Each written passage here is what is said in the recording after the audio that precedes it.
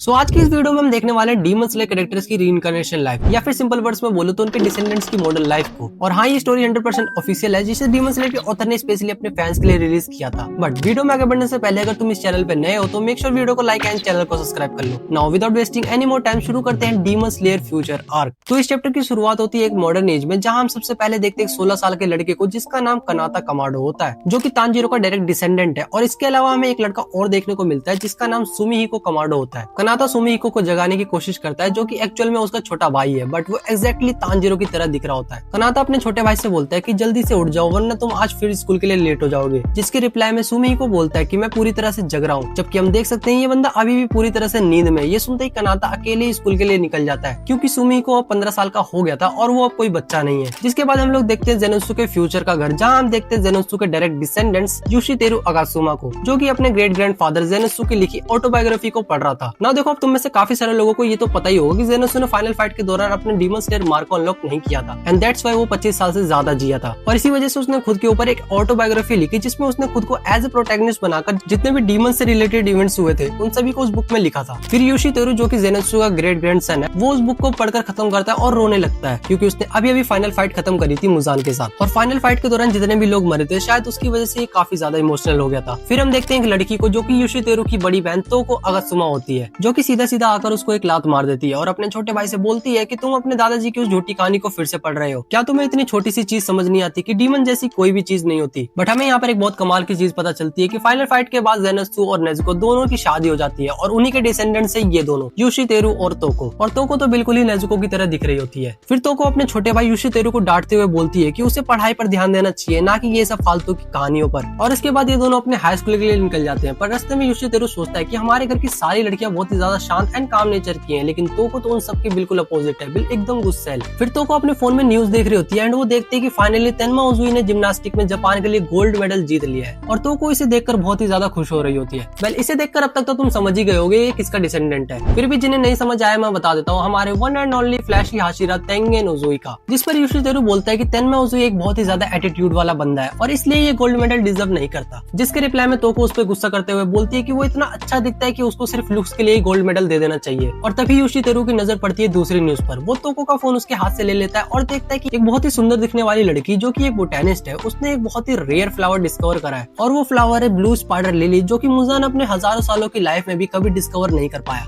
And इस बंदे का नाम है ओवा हाशिबारा, जो कि इनोस्के का डायरेक्ट डिसेंडेंट है। और यहाँ पर हमें पता चलता है कि अपने लॉर्ड इनोस्के और आवी की भी शादी हो जाती है, और ये उन दोनों का ही डिसेंडेंट है। एंड हाँ, इनोस्के ने भी डीमन स्लेयर मार्क अनलॉक नहीं करा था, इसलिए वो भी 25 साल से ज्यादा जिया था। और इसके बाद हमें पता चलता है कि आखिर क्यों मुजान कभी ब्लू स्पाइडर लिली को खोज नहीं पाया। और ऐसा इसलिए क्योंकि ये एक बहुत ही ज्यादा रेयर प्लांट था, जो कि साल में सिर्फ 1 या 2 बार ही खिलता था, और वो भी डे लाइट में। और क्योंकि मुजान सनलाइट के नीचे नहीं जा सकता, इसलिए वो कभी ब्लू स्पाइडर लिली को खोज नहीं पाया। और तभी हम लोग देखते हैं कि जो इनोस्के का डिसेंडेंट था, उसने गलती से ब्लू स्पाइडर लिली को हैंडल करने में कोई गलती कर दी, जिसकी वजह से उसको पूरी मीडिया के सामने सॉरी बोलना पड़ता है और बहुत ही ज्यादा क्रिटिसिज्म का सामना भी करना पड़ता है। ये सब देखकर युशितेरु काफी ज्यादा घबरा जाता है, क्योंकि उसे लग रहा है कि इतनी सुंदर ये एक लड़की है। जिस पर तोको उसे डांटते हुए बोलती है कि वो कोई लड़की नहीं है, वो एक लड़का है। और ये सुनकर वो बिल्कुल ही शॉक हो जाता है। और यहाँ पर तुम देख ही सकते हो जिस तरह जेनोत्सु खूबसूरत लड़कियों को देखते ही पागल हो जाता था, युशितेरु भी बिल्कुल वैसा ही है। फिर ये दोनों आगे बढ़ते हैं अपने हाई स्कूल की तरफ, और हम देखते हैं 2 क्यूट से ट्विंस को, जो कि रिसेंबल कर रहे थे मिचिरो तोकितो और उसके भाई को। एंड उन दोनों ट्विंस ने जो ब्लैंकेट्स ओढ़ रखी थी, वो भी एग्जैक्टली तोकितो ट्विंस की तरह ही थी। तभी युशितेरु के पास से 2 सुंदर सी लड़कियां निकलती, जिन्हें देखकर वो फिर से खुश होने लग जाता है। और वो दोनों लड़कियां रिसेंबल कर रही थी शिनोबु और उसकी बड़ी बहन को।